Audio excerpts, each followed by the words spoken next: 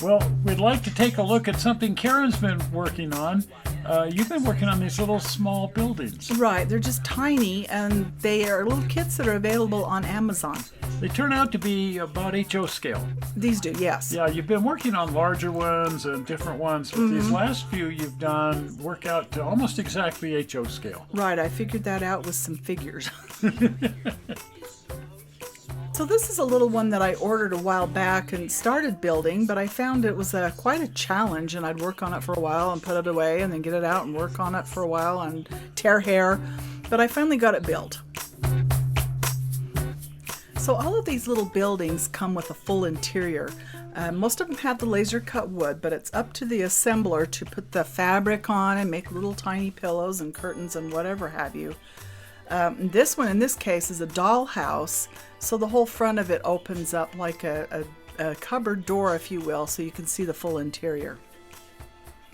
Now, I know that a lot of this stuff comes with the kit, but knowing you, I know you change things up quite a bit. I like to add my own little things to it, if you will, curtains or plants where they didn't have any, or just kind of rearrange things to suit myself.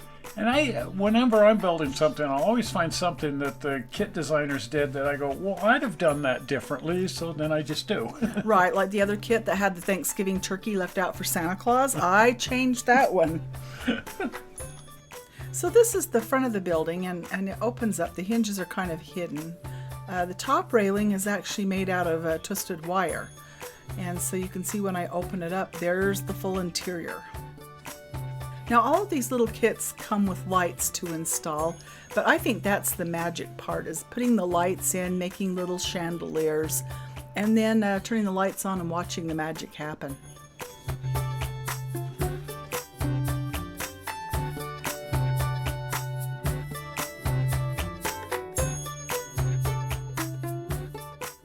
So this is your latest creation, and something really for Christmas. Right, I actually started building one of these before and kind of messed it up, so I sent for another kit and started over, and this time I decided to go overboard. Isn't that the way of it? I've done so many times when I've bought a kit and said, oh, I could have done better, so I just buy the kit again, and then I end up really going overboard. Exactly.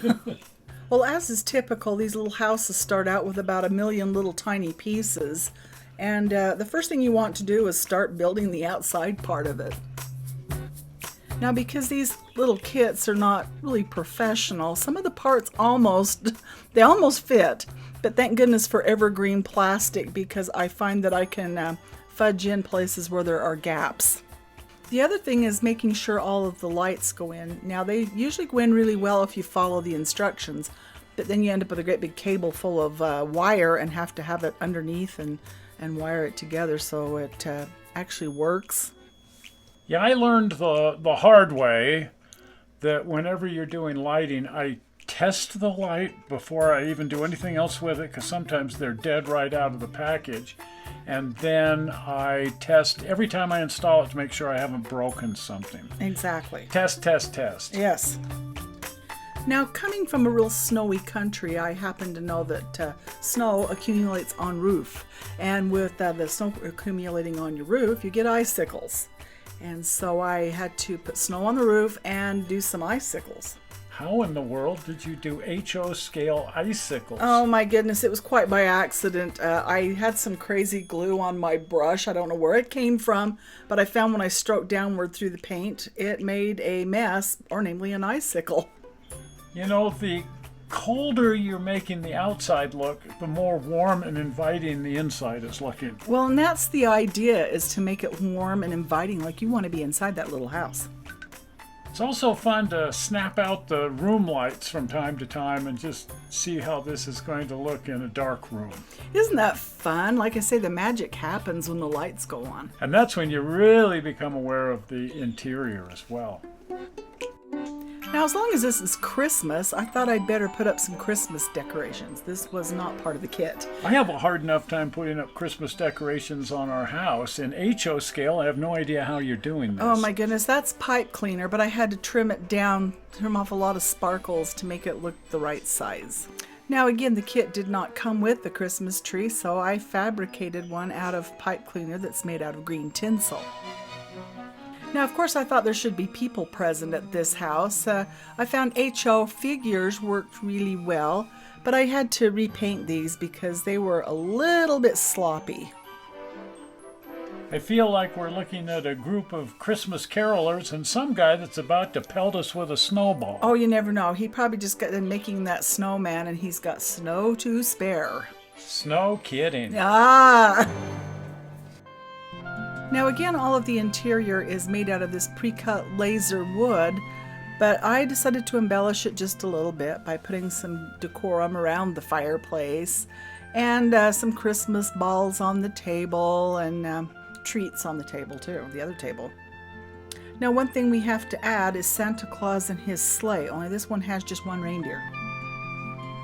Well, it's getting a little crowded out here, but I think we can make room for Santa Claus. Right, because the kit did come with its own sleigh and reindeer.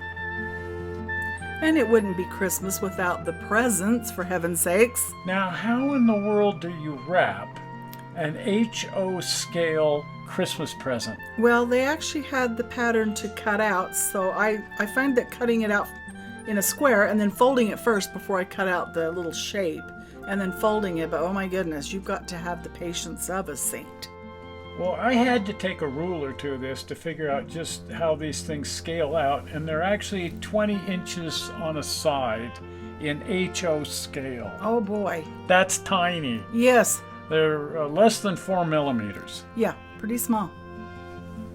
Now the kit did come with a white powdery gritty stuff that was supposed to be snow, and it looks like snow, but I wanted it to look more like snow, so I added glitter.